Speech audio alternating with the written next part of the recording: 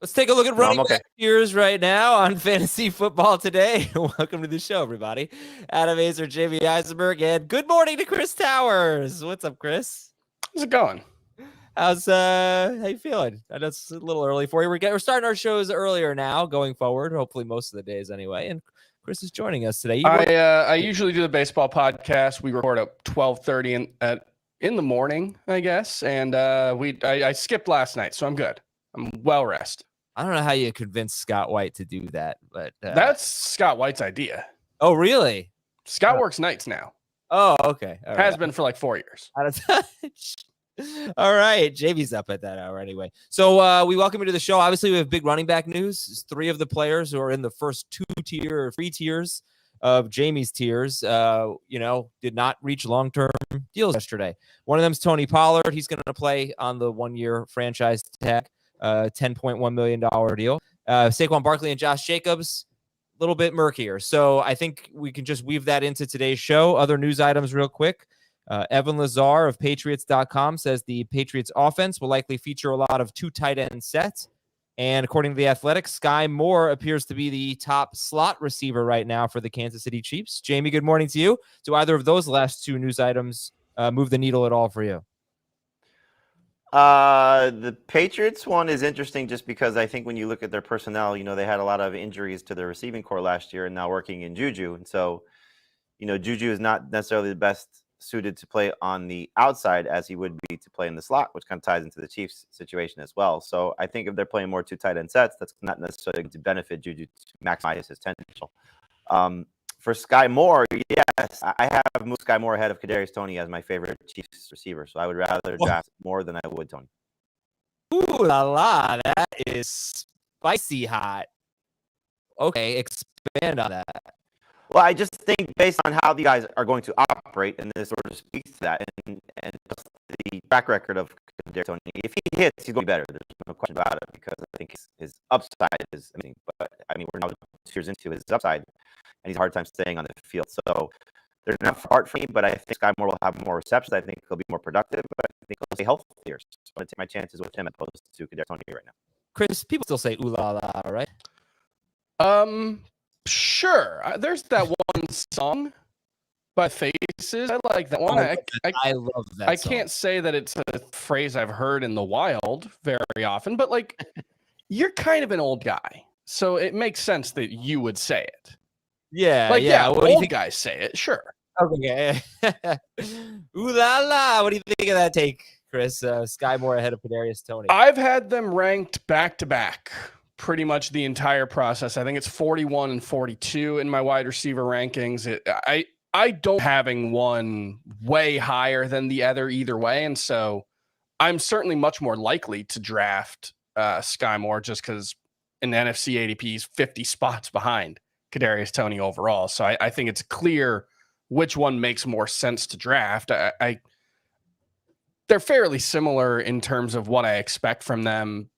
Toney has a little bit more draft capital, but also a lot more has gone wrong for him in the NFL. So I think there's no reason to have them significantly apart one way or the other, I think. Okay.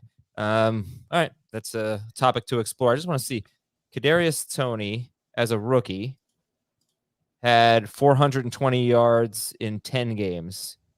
Sky Moore as a rookie had 250 yards in 16 games. That is a really underwhelming rookie season.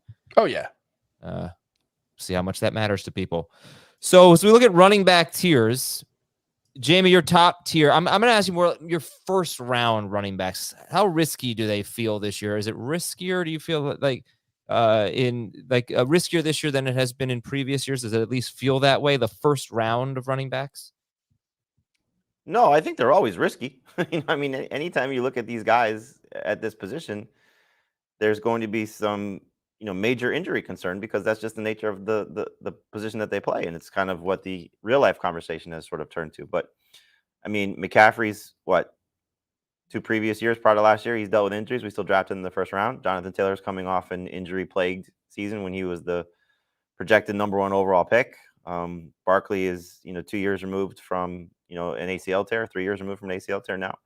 So these guys are risks, but I think when they hit, hopefully that's the case, then they're superstars. So, no, I don't think the injury, I don't think the risk is changed. It's just, I think there's more understanding of what that risk is and why people are a little bit more averse to it, why they're leaning toward wide receivers, Travis Kelce, and the quarterbacks. Chris, Jamie and I have kind of talked off air about, Jamie, you can correct me if I'm putting incorrect words in your mouth, kind of digging the mid-round running backs this year.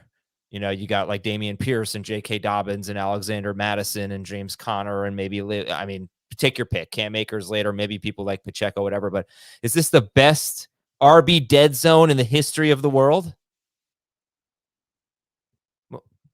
Oh, Chris, you got muted. This is just classic Chris Towers stuff. If you listen to FBT, I'm going to do that at least 3 times a show. No, I think the RB dead zone is traditionally defined as like 4 through 8 rounds, I guess. And in that range, yeah, you have probably Kenneth Walker, J.K. Dobbins, DeAndre Swift, like those guys might all go in that range. And there's plenty of upside there because we're waiting for the changing of the guard at the running back position. I think that those two topics are related, right? We've got the high-end running backs this year are all pretty much guys on their second contract. And I think this conversation is related to the one that the NFL as a whole is having, where it's not just that running backs are relatively easy to replace within NFL offenses, but also that most running backs' best seasons come on their rookie contracts.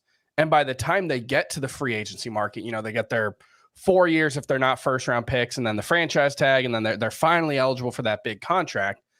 Most of them, their best years are already past. And that's the concern for the Giants with Saquon Barkley. That's the concern with the Raiders for Josh Jacobs. And that should be the concern for fantasy, is that we have all these elite running backs who are 27, 28, 29, Christian McCaffrey, Austin Eckler.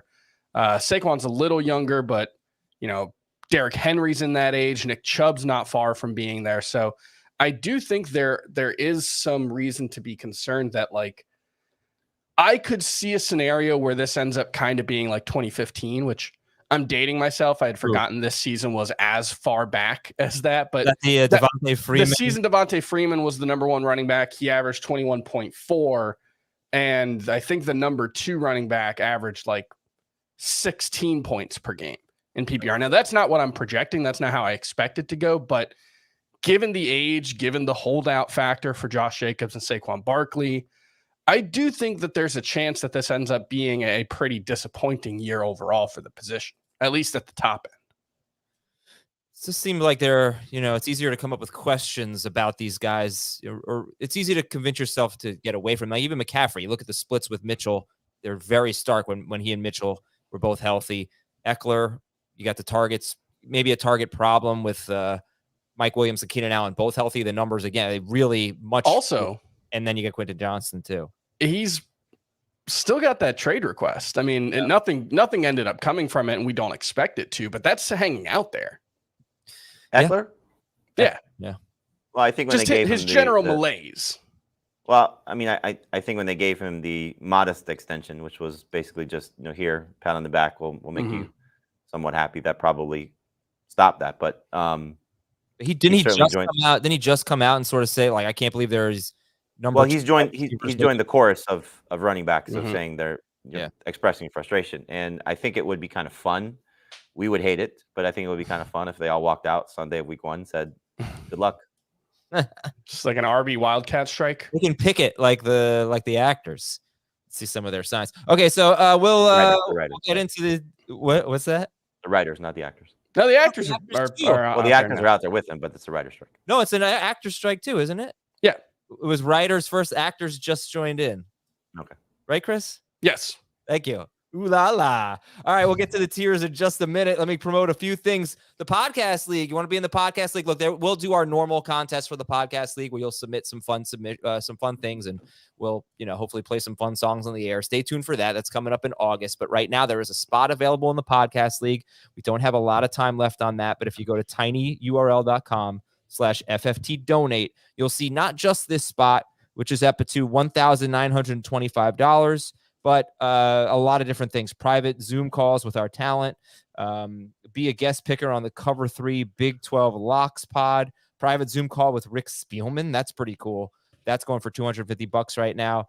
Private call with Adam Iser, whoever that is, $50. Chris Towers, $50. That's all you got to pay to hang out with us. But if you want to be in the podcast league, remember, all of this benefits St. Jude.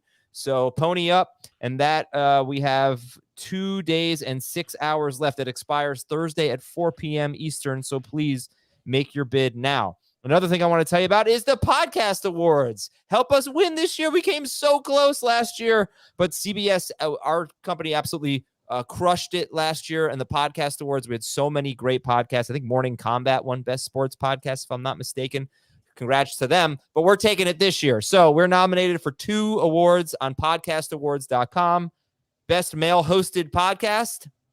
That is not Best Male Host. That is Best Male Hosted Podcast. And Best Sports Podcast. I'm going to text Nando right now. No, Best Male Hosted Podcast and Best Sports Podcast. Please select Fantasy Football today for both of those. Just go to podcastawards.com. Sign up really, really quickly. It took me about 10 seconds, and then vote for us. All right, Jamie, tier 1 for you is 2 players, Christian McCaffrey and Austin Eckler. Tier 1. I think those are the first 2 players that are going to be drafted at the position. You know, we could see Bijan Robinson maybe from an ADP standpoint leapfrog one of them, probably Eckler, but I would still keep those 2 guys at the top, especially when we're talking PPR. You know what they're capable of. You know what they have done. As you know, you guys have alluded to from an age standpoint, they're still right in the spot that you should be comfortable with them for at least one more season. McCaffrey more so than Eckler. Adam, despite the fact of you know what you brought up time and again in terms of the splits and carries for Mitchell and McCaffrey, it's not like McCaffrey was still lacking in production when Mitchell was on the field. He was still very productive, just not to the same heights that he was when Mitchell was out. So they're in great situations, great offenses, very productive, very involved in the passing game. You got to feel good about them. They are arguably in half PPR and non-PPR, the first 2 overall picks. You know, once you get past Justin Jefferson and Jamar Chase, and PPR, they're right behind them as well. Yeah, look, I don't really believe that this is going to happen again. I'm just going to throw out the numbers. In 6 games that McCaffrey played with Elijah Mitchell, he averaged 11.2 carries, 4.3 catches, and 16.7 PPR fantasy points per game. In the 5 regular season games he played without Mitchell, he averaged 18.2 carries, 4.8 catches, and 25.8 points per game. So 16.7 with Mitchell, 25.8 points per game without him. That's the difference between RB7 and RB1. So if you get RB7 with the first running back, you're going to be disappointed. But I don't think, I mean, I'm not saying that's going to carry over, but I would say that's a huge difference. What are we talking here? 9 points? I will say Heath has pointed out a few times, specifically on Twitter, that there were also some weird situations there because, like, one of those games was the game they blew out Arizona 38-10. One of the other games they blew out Arizona 38-13. They had the blowout playoff win against Seattle in there. I think there was a game against. I always bring this up.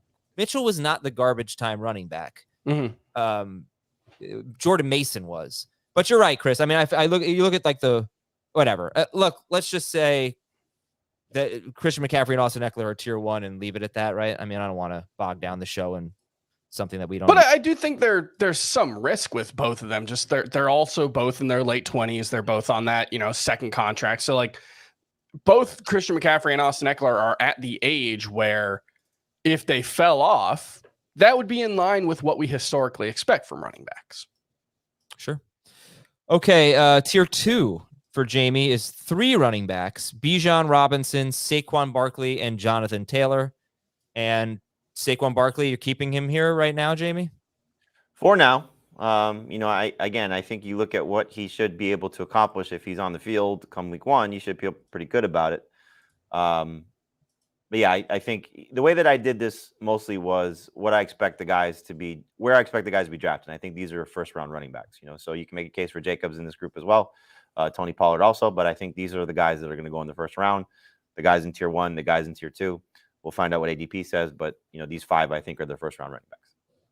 But not just what you think ADP will be, right? I mean, this is what how you would draft too, right? You would take them. This is how I have it ranked as well. Yes, that these are the guys that are going to be drafted in the 1st round based on how I expect it to go. Bijan, Barkley, and Taylor. Chris, any issues there? I think Josh Jacobs should be in here, but the reports seem to indicate that there's a better chance of him actually holding out than Saquon Barkley, although I think there's a chance for both of them.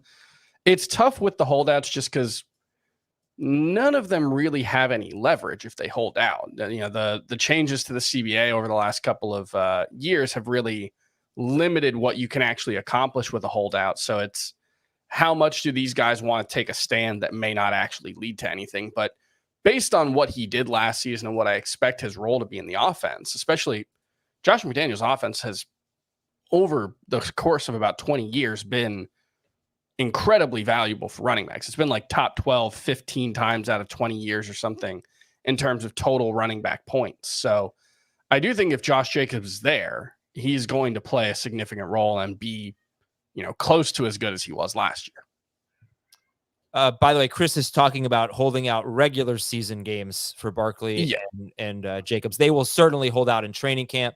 They're not under contract, so they won't be fined for that, but they would be fined if they hold out regular season games. All right, so we'll talk about Josh Jacobs. Is he in tier 3? We'll find out after a quick break on Fantasy Football Today. We've gotten through 2 tiers so far. Tier 1 is McCaffrey and Eckler. Tier 2 is Bijan Robinson, Saquon Barkley, and Jonathan Taylor. And those are the 5 running backs most likely to be drafted in the first round. Tier 3 for Jamie does have Josh Jacobs in it. Chris said that he would put Jacobs in tier 2, assuming there's no holdout.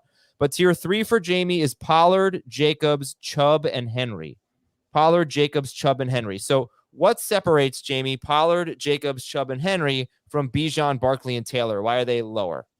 Again, the way I was looking at it was where I expect these guys to be drafted, where I would draft them. So Pollard, for me, toes the line. Same with Josh Jacobs in terms of being first-round running backs. So they're early in round 2. I think they're going to be, again, very successful players if they continue to do, what Pollard showed last year, building off that and what we looked at when the games that Ezekiel Elliott was out, and then Jacobs, hopefully still being that guy. I'm just concerned really for the most part, this Raiders offense as a whole with the quarterback change going to Jimmy Garoppolo. Chubb and Henry, you know what the flaws are, the lack of work in the passing game, but they're going to be 2 of the best running backs if they stay healthy. I mentioned this yesterday with DeAndre Hopkins. I'm still have the same concerns about, Henry at 29 years old and all the wear and tear on his body behind that offensive line. So I'm a little bit, out on him. But again, I think if ADP holds from what NFC ADP is, if you're getting him at the back end of round 2, it's hard to overlook that. But I think these are second-round running backs that you should feel very confident in. If you go wide receiver in the first round, you get one of these guys in the second round, you should feel pretty good about that. Would you guys like to hear a fun fact about Tony Pollard? Yeah, sure. Last season, 13 running backs scored at least 10 touchdowns. Among those 13 running backs, Ezekiel Elliott had the shortest average touchdown length, and Tony Pollard had the longest average touchdown length. His average touchdown was 25 yards. Now, that's awesome, right? He's the clear lead back in a situation that created 20-plus running back touchdowns. The only thing is, are they going to bring in someone? Is it Ezekiel Elliott comes back? Do they bring in another? That's the only thing with Tony Pollard is that, one, I would feel a little better about him if he had been able to finish out last season as a high volume back for the first time and not get hurt.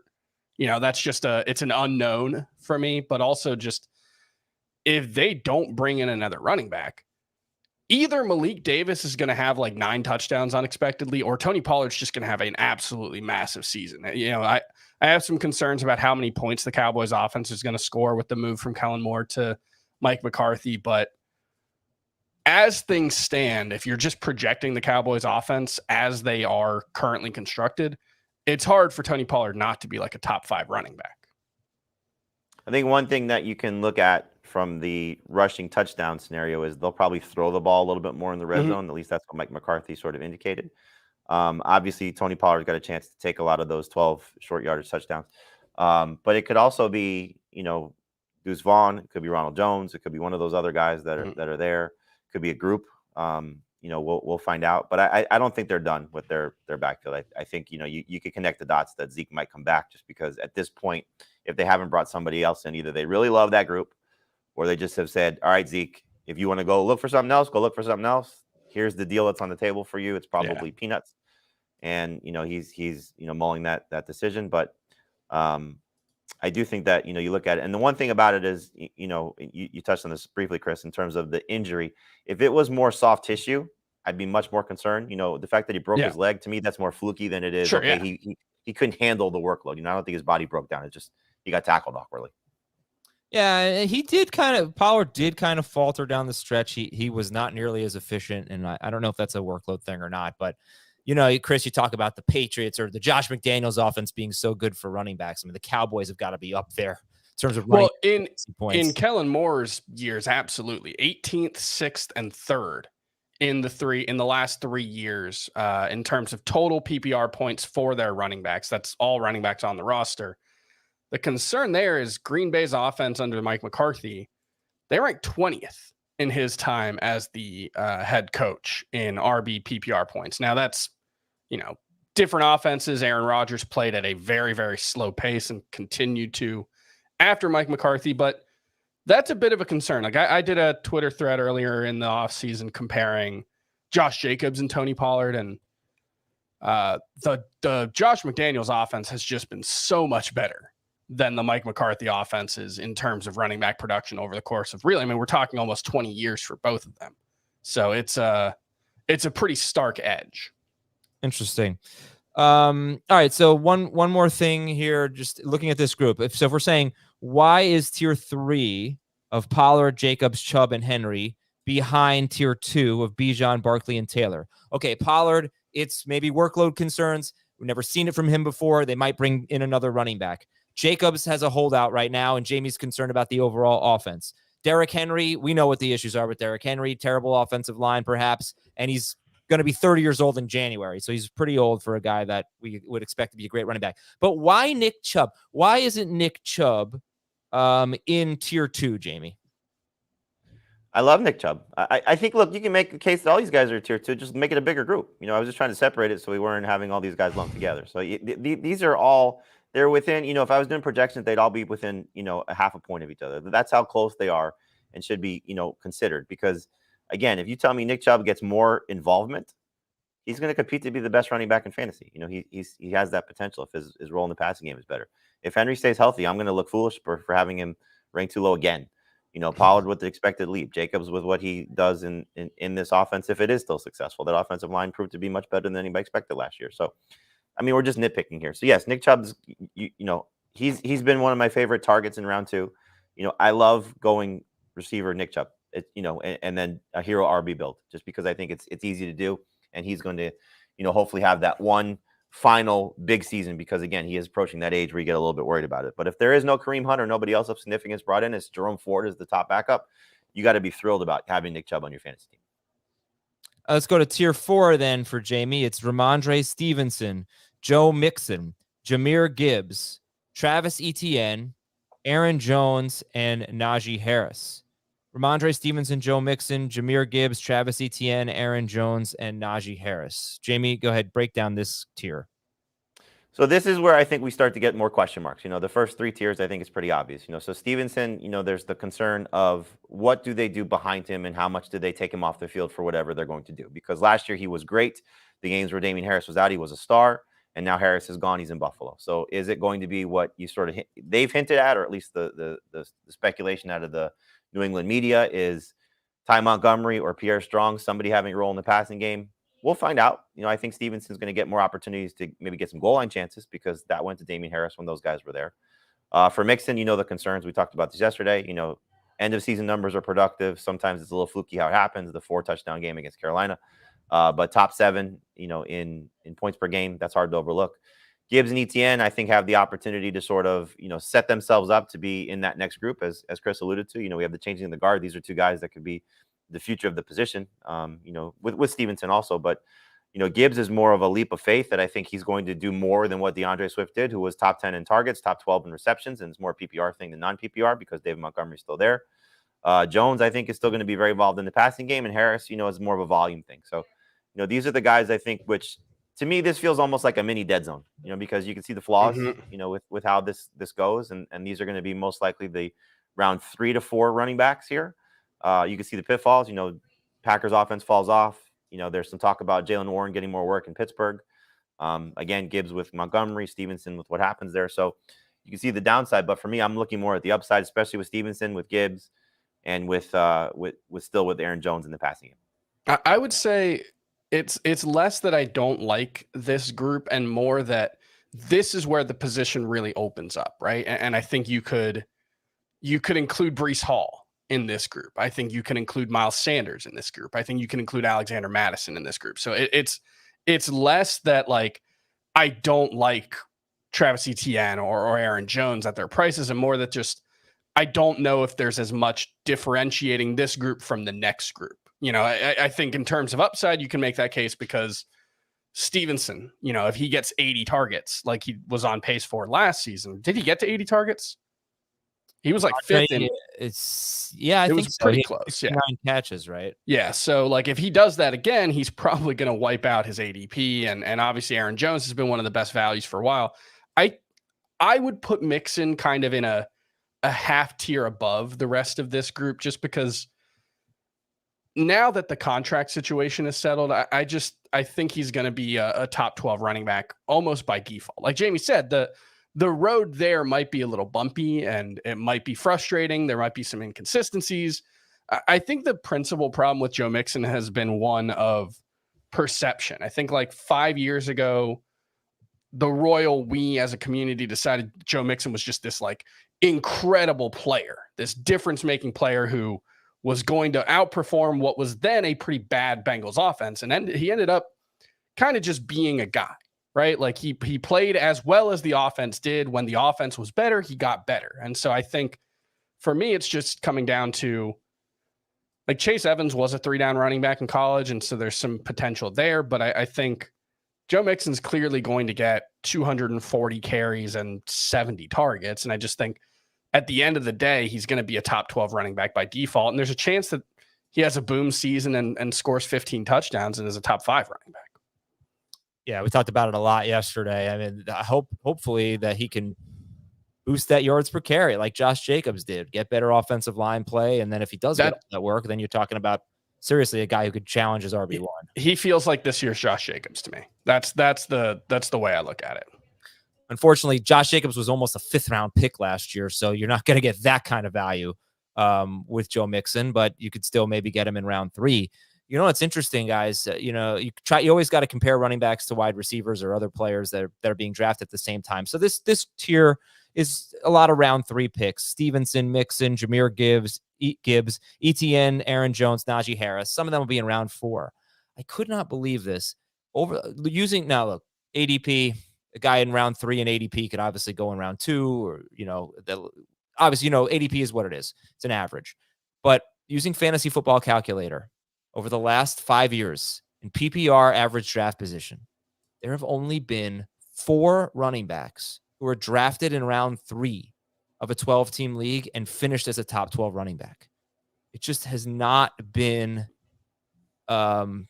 fruitful. It just hasn't been one that's produced, incredible running backs. Is that because of, you brought this up yesterday, that we are seeing running backs getting pushed down more? So typically we see those guys go in the first 2 rounds that are top 12 guys? Not real. I mean, look, you might be past 12 running backs at some point in the 3rd round in ADP, but still you'd expect more of them to finish as top 12 guys. And 4 of them, so out of the 60 running backs over the last 5 years who have finished top 12, 2/3 of them were drafted in the first 2 rounds, 40 of them.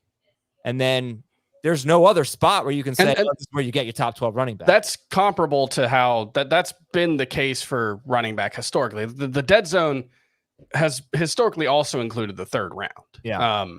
Maybe that's changing because running backs are getting pushed down, but generally speaking, I think it's more the top 12 guys, that RB1 tier, where those guys get pushed up because we're sure that they're good. We're sure that their situations are good.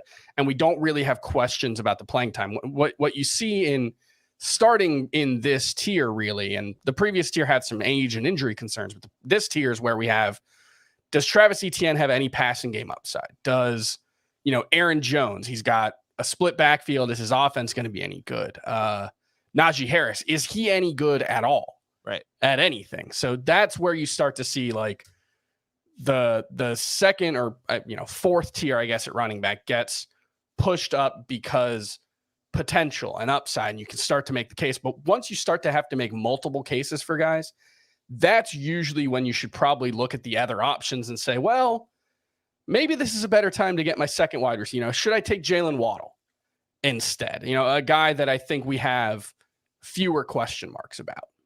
Right. But once you get to like the Aaron Jones, Najee Harris, Waddle's long gone. Sure, So yeah. now you're talking about DK Metcalf and Christian Watson and DeAndre Hopkins. So I could see people easily going Mark Andrews there if he's there, or easily going quarterback. I mean, that's just the easiest thing to do, or is take Joe Burrow maybe. Or round 3 is going to be, I think, the sticking point for a lot of people. Like with this, am I comfortable here? You know, do I pivot? Yeah. Do I pivot to quarterback? Do I stick with? Well, no, I don't know always, because the receivers have typically been pretty good in round 3. Yeah. Now there's. Last year, I looked at that and I was shocked at how bad they were. They feel good in round 3 usually. Well, you're saying bad how they finished. I'm talking about going in. Yes, I know, but we've been wrong. This year they don't feel that good, do they? In round 3. This year the round 3 receivers, you mentioned a few of them: Metcalf, Watson, Debo. Those are the ones I think that for me, I would not take those guys. And I'm a Christian Watson guy, but I wouldn't take them in round 3. For me, the ones that I struggle with are Keenan Allen, Calvin Ridley, and it's past Chris Olave. So it's once we get past Chris Olave, I'm fine with Olave in round 3. But it's really because I like him, but I think round 3 is too pricey. Keenan Allen, just because of his age, feels a little too pricey. It's almost like at this point, and I'm not an early quarterback guy, but it's like, okay, I'd rather just take the security factor, knowing that, okay, I'm getting one of the top 3 guys that are still there, or just pivoting to running back. But the problem with that for me is I don't want to take usually 2 running backs in my first 3 picks, and that's what ends up happening. Okay, let's go to tier 5 here.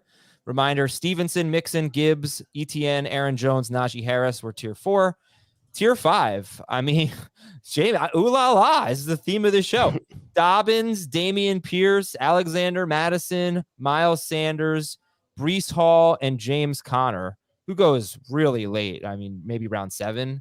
But J.K. Dobbins, Dameon Pierce, Alexander Madison, Miles Sanders, Breece Hall, James Conner.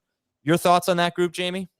Now, obviously, Breece Hall is the one that's going to stand out because most people are going to have him probably 2 tiers higher, and I get it. If he's healthy, he'll move up at least 1 tier for me. But I just look at the history of running backs first year off of an ACL tear, which is why I'm probably not going to draft a lot of Breece Hall and not a lot of Devontae Williams, although Williams makes it easier based on where he goes. But I just think you look at the track record right now, and let's factor this in as well. Ramondre Stevenson might get Dalvin Cook. Breece Hall might get Dalvin Cook. Those are 2 rumored spots for him, along with the Dolphins, where we could see him, sort of wreck a backfield here. So just keep that in mind depending on when you're watching this. But for me, I think if you get Hall at the right price and don't necessarily have to pay a premium for him, knowing that there's going to be some potential pitfalls, I think this is the spot for him. But I think we've talked about this. These are workhorse backs that are going to get a lot of work. You can maybe make the case that Devin Singletary in Houston, and we'll see what happens with the backups in Baltimore, most likely Gus Edwards. And a lot is going to be made of what happens in training camp with the Vikings backfield behind Alexander Madison, whether it's Ty Chandler or Nwagnu or even McBride, to see there. But these guys should have an opportunity to get a lot of work, and that's what we're looking for. And again, you're getting these guys that have huge upside if they hit. How I feel about Dobbins. I think he's going to have a monster season year 2 off an ACL with what this offense looks like. Pierce was great, in his rookie campaign in a worse situation. The situation got better because I think the quarterback play will be better. Madison, Sanders, Hall and Connor, they're all should hopefully dominate their workload in their backfields. And again, starting around 4 is when these guys will come off the board. It usually feels bad, but I don't think this year is going to feel as bad as it has in the past. And hopefully these guys are productive. Chris, how do you compare tier 5 to tier 4? I know look, if you're watching, it's easier to follow along. If you're listening, I'm going to try to repeat the names as much as possible without annoying the hell out of you. But tier 5 is Dobbins, Pierce, Madison, Miles Sanders, Breece Hall, James Conner. We just talked about tier 4, which was Stevenson, Mixon, Gibbs, ETN, Aaron Jones, Najee Harris. Is there a theme here that separates 4 from 5? No, I think it's very similar cases. I think the guys in the previous tier, mostly it's just that they had better seasons last year. And so we feel a little more confident coming in. Aaron Jones obviously has much more of a track record than the rest of these guys, but it's kind of similar versions of a lot of different guys. It's guys that we're hoping take a next step, guys that we're hoping, in Sanders' case, gets a bigger role in the passing game. I personally have Hall and Sanders in the previous tier. Hall is a little more speculative, and Sanders is a really tough one because there was this Doug Peterson loves to use running backs in a committee, or Doug Peterson doesn't want to give one guy 3-down work. But if you look at Miles Sanders' rookie season, once he became the guy, he was the guy. He was getting 3-down work. He was getting trust in the passing game.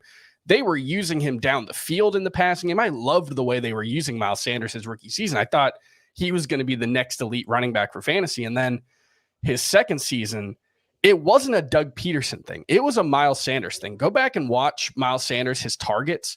He lost his role in the passing game because he was horrible as a pass catcher. Just bad drops, bad concentration, dropped a couple of sure touchdowns. There was a week 7, I think, game, his second season against the Ravens, that has always stood out in my mind. It was just like so many missed opportunities for him. And that was the point where they just stopped using him as a pass catcher. That held over with the new coaching staff. But new Panthers coaching staff is talking about using Miles Sanders as a pass catcher, as a 3-down back. And I think, how effectively they ran the ball last season, especially down the stretch. If that's a situation where they're going to give him an opportunity as a 3rd-down back, Miles Sanders could be, he has top 12 upside, I think, pretty easily in this offense. The question mark for me is Dameon Pierce, because he already got that work. Through week 14, when he left with the injury, he had 77.5% of the Texans' RB touches. That was the 4th highest among all running backs, behind only Josh Jacobs, Derrick Henry, and Saquon Barkley, which is awesome. Except Josh Jacobs, Derrick Henry, and Saquon Barkley were 4th, 5th, and 6th in fantasy points per game. Dameon Pierce was 21st. The offense around him should be much better, but it's also, if Devin Singletary, seems like a much more robust target or touch competition than Rex Burkhead was last season. So, if he's not guaranteed that touch share, and it's a different coaching staff than the one that brought him in, it's a little concerning for Dameon Pierce, I think. Dameon Pierce feels like if everything goes right, he's like RB13. And if everything goes wrong, he's Zach Stacy, or, pick your late round running back who popped as a rookie and then lost their job. Right. Yeah, it's fine. I mean, I think there's a lot of reasons to be optimistic about tiers 4 and 5. Right? It's 1, 2, 3, 4, 5, 6, 7, 8, 9, 10, 12 running backs that I think overall we feel good about as mid-round picks. Jamie, do you think these can be your RB 1 and 2? Because you might be able to take these running backs in rounds 4 and 6 or something like that, and end up with ETN and James Conner or Miles Sanders or something like that. Would you be okay with that kind of team? I think you should feel great about that, especially if you end up coming out of your first 2 picks, if you're picking at the back end of the first round, which is probably what you'll end up happening.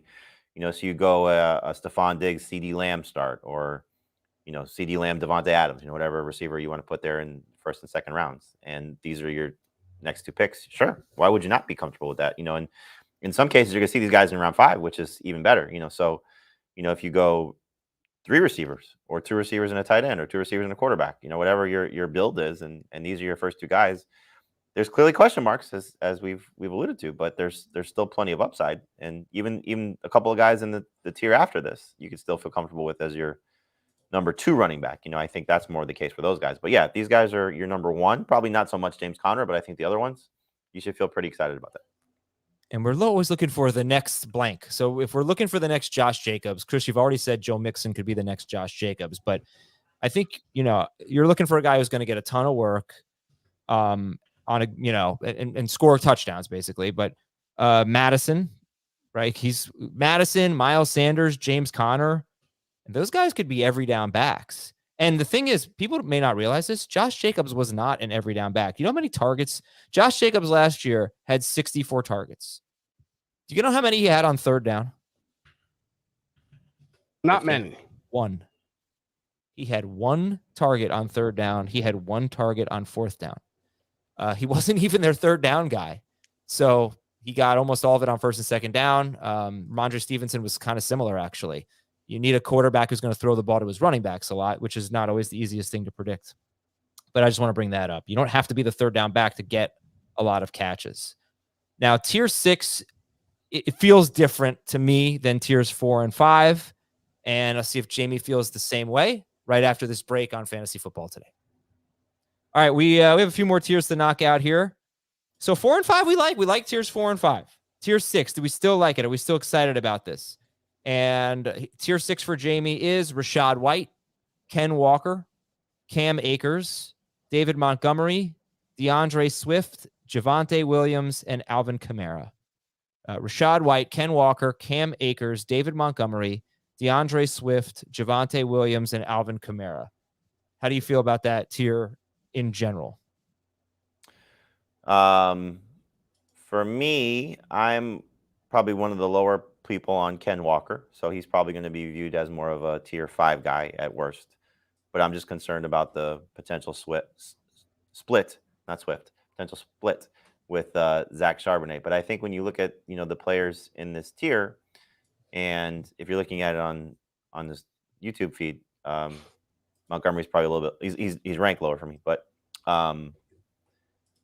these are a lot of question marks, a ton of question marks, and again, Alvin Kamara, if he avoids a suspension, will probably be bumped up a tier as well. But you have the split in Detroit, you have the offense concerns in Tampa Bay. We don't know what to make of what Philadelphia is going to do, but Swift to me is the better bet than Rashad Penny. Akers, is last year the way he finished a fluke, or is it more, we'll see what happens just with this offense as a whole. So, and Javonte not being 100% healthy. So there are a lot of flaws for me with the guys in this group. But again, still some upside. Swift, if he, I think for Swift, knowing that there's a, probably not fair to say contract coming to him, but at what's happening with the NFL guys, at the NFL level. But there's a contract situation, with the Lions moving on from him. Rashad White's a guy that can certainly prove himself, and he was great every time Leonard Fournette was out last year, or for the majority of that time. So there's still plenty of upside here, but I just look at more cons than pros, and it's the reason why these guys are in this tier for me. I think it's interesting that you have Ken Walker in this tier. You want to talk a little bit more about him? He was awesome last year, but I've said this time and time again that there's obviously a reason, aside from just getting the best player on the board, that the Seahawks decided to go get a running back as early as they did in the second round, when they could have addressed a couple of other needs potentially. And so either they really love Zach Charbonnet, which means he's going to get on the field, or they're a little bit concerned about Ken Walker, which means Zach Charbonnet is going to get on the field. And so I think Walker is going to be the lead back. I would still treat him as the lead back, but I'm not taking him until round 5 at the earliest. And because of that, he's closer to this group than he is the group in front of him. So it's going to be a great offense. Hopefully there's enough for both of them to eat, because you look at what they accomplished last year and what they added to it. Bringing in Charbonnet and Smith and Jigba only makes them better. And so Geno Smith should be better, so they should be more productive. But I think we're going to see, not a 50-50 split, but more of a split than we saw with Walker and the other guys who were there last season. And I think that's going to hurt him a little bit, which is why Chris, do you see in this group Rashad White, Ken Walker, Cam Akers, David Montgomery, DeAndre Swift, Javonte Williams, Alvin Kamara? Do you see any potential league winners? Checkity check. Yeah. All right. We are. Okay, cool. Mic check for me, please, Zach. Gotta mute Jamie, because we are getting the producer. Yeah. I think Javonte Williams has probably league winning potential if we get, to the first week of training camp and he's fully cleared and there are no questions about what his workload is going to be, or even if we get, towards week 1 and he's fully cleared, more so than J.K. Dobbins was last year, when we just kind of assumed he was going to be ready, but the camp reports never quite matched up with that.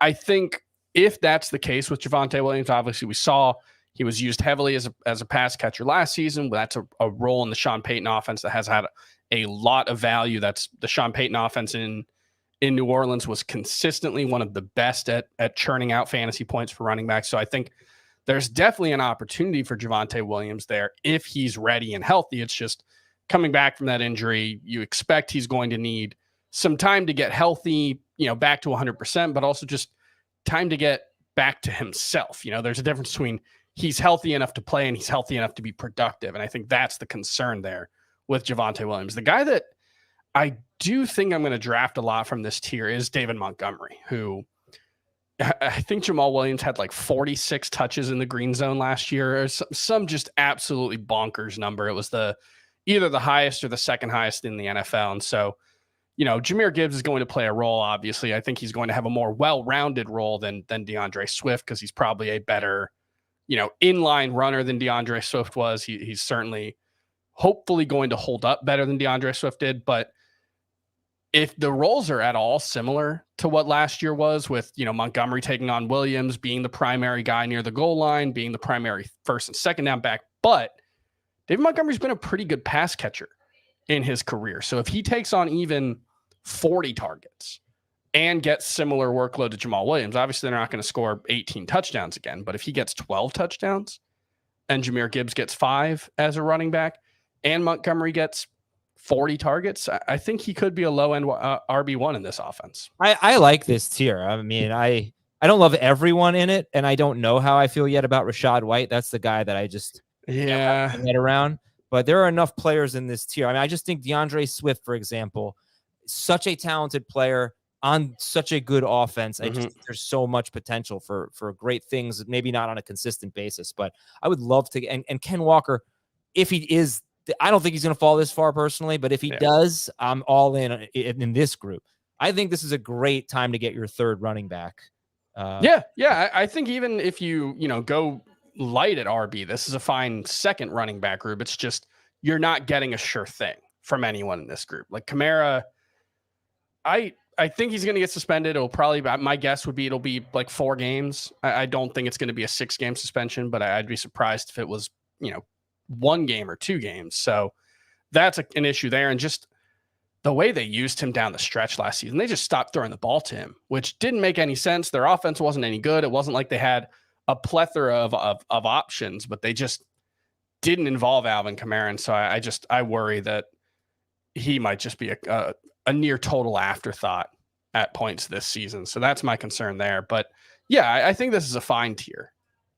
All right. Tier 7 is Isaiah Pacheco, Dalvin Cook, Khalil Herbert, and obviously Dalvin Cook, things can change. Isaiah Pacheco, Dalvin Cook, Khalil Herbert, Samaje Perine, James Cook, Antonio Gibson, and AJ Dillon. Isaiah Pacheco, Dalvin Cook, Khalil Herbert, Samaje Perine, James Cook, Antonio Gibson, and AJ Dillon. And Jamie, welcome back. Thank you. Yeah. How would you define tier 7? Again, guys that have some question marks, but certainly plenty of upside. And, I really struggle with, you could take Dalvin Cook out of the equation here because we just don't know, but I struggle with the Pacheco, Herbert, and James Cook group because, all of them should be the lead running backs on their respective teams. But to what degree are they going to be the lead running backs? So Pacheco is coming off, a couple of injuries, and is he going to be involved in the passing game, especially with Jarrett McKinnon there? And I think a big wild card is still Clyde Edwards-Helaire. Herbert has plenty of competition, with Deontay Foreman and Roschon Johnson. By all accounts, he should be the lead running back. And James Cook, same thing in Buffalo with, Damien Harris now there. But how much work will he get, just as a first and second down type of guy? So Perine, he just is more of a gamble that Javonte Williams doesn't stay healthy for the entire season. And Gibson, I think, in PPR is the better of the 2 running backs in Washington, although it should be close with Brian Robinson. Dillon is more of, I think they'll run the ball a little bit more in Green Bay, so it'll favor his scenario. But I think in terms of just Pacheco, James Cook, Khalil Herbert, those guys I'll probably move around 100 times before we get to August, end of August. And then tier 8 is Brian Robinson, Damian Harris, Rashad Penny, and Zach Charbonnet. I'm curious why you have Brian Robinson in there with Damian Harris, Rashad Penny, and Zach Charbonnet. Guess my thought would be Robinson more of a known role, I guess, than Harris, Penny, and Charbonnet. Why talk about tier 8? I was kind of struggling to either put Dillon in this range or Robinson in Dillon in this tier or Robinson in the tier above because they feel very similar. Guys that are going to get most of their production carrying the ball, hopefully finding the end zone, not a lot of work in the passing game. So yeah, you could bump Robinson up a tier or move Dillon down a tier. But the first 2 guys, at least in terms of Robinson and Harris, they feel very similar. They're not going to get a lot of work in the passing game. They're going to be touchdown dependent. You're going to get a lot of empty box scores, when they have a 15 for 85-yard day, but no catches, and so or 1 catch for 5 yards, so they'll do well when they run the ball because I think that'll be the case. But I just don't think that they have the ability to win you weeks if they don't score touchdowns because of their lack of work or lack of involvement in the passing game. So yeah, they're very similar to me in that regard. Harrison Robinson is both like they're either going to get you like 7 points or 13 points. And it's like there's very little room for anything more or less than that. Because it's just like they're probably going to get 60-ish yards per game, maybe 1 catch for 8 yards. And so it's just, if they score a touchdown, they'll be okay starters. If not, they'll be nothing. That's kind of the way I look at them. Penny and Charbonnet, I think, are the the way more fun picks here, just because obviously Penny's had no track record of staying healthy since getting to the NFL. But man, when he's on the field, he's a really, really electric player. He's been really good basically every time he's had the opportunity. We know how good Philadelphia is at running the ball. And last year's injury, among the myriad Rashad Penny injuries, feels the flukiest, right? You know, you talked about Tony Pollard breaking his leg. That was what happened with Rashad Penny. I think it was a fractured ankle, right? And it was just got tackled wrong. It's not doesn't stem from his hamstring injuries or his knee injuries, obviously. So I do think there's a chance that Rashad Penny stays healthy and has a Miles Sanders season, because I think he might just be a better running back than DeAndre Swift in terms of running the ball. So I do think there's some, low end, high end RB2 upside for Rashad Penny for sure. Yeah, I mean, if you're swinging for the fences here, obviously you're going to need an injury. You're going to need injuries to have one of these guys be a true league winner for you. Mm-hmm. But God, does Charbonnet really jump off the page in that? And I'm looking at ADP from last year, and these three running backs went back to back to back. Tony Pollard, Devin Singletary, and Ramondre Stevenson. And, one of those things is not like the other. Well, yeah, Robinson and Harris feel like Singletary to me, and Penny and Charbonnet feel like they could be Pollard, and I forgot who the third guy was. Robinson. Stevenson. Yeah, but the thing is, I mean, Stevenson got the injury that he needed to Damian Harris. Pollard got the injury that he needed to Zeke. And even when those guys came back, they had performed so well, Stevenson and Pollard, that they were still players you could start in fantasy. Singletary, to be fair, never really got the injury to Cook, but I don't think it would have mattered really. Cook barely mattered for most of the right, season. exactly. So I think that's a Buffalo situation. Like, why would I take Brian Robinson? I guess is my point. Even if Antonio Gibson gets hurt, it's not like they're turning Brian Robinson into a 3-down back. Yep. I just can't take him over Zach Charbonnet, because he might, if everybody stays healthy, maybe Robinson outscores Charbonnet. But the upside is just not even. Well, I think it comes down to what you need. It's a floor versus ceiling conversation. So if you possibly need at that point in the draft, like 7 points a game, you know what I mean? It's hard for me to get excited about Robinson, I guess. I certainly understand that, but I think depending on your build and what you're looking at, he still could have, like Chris said, 7 or 13. We could have hopefully more 13s than 7s, and then you're still talking about a guy that, is not. You don't want to say Jamal Williams, finding the end zone like that. But if he's 10 touchdowns, and then he's getting those, consistent 80-yard games. Yeah. The floor is 8, but the upside is maybe 15. Sure. Yeah. Right. He could have a better year than I'm giving him credit for sure. All right. That is it for the running back tiers. Guess what's coming up tomorrow? It's wide receiver tiers. Very excited for that with Jamie and Dan Schneier. Chris, thank you for joining us today. Jamie, you too, man. Thanks, buddy. All right. All right, everybody. Have a wonderful day. Voted, by the way. I voted. Yay. Best male host. For best male podcast host. Did podcast. Okay. We'll talk to y'all tomorrow on Fantasy Football.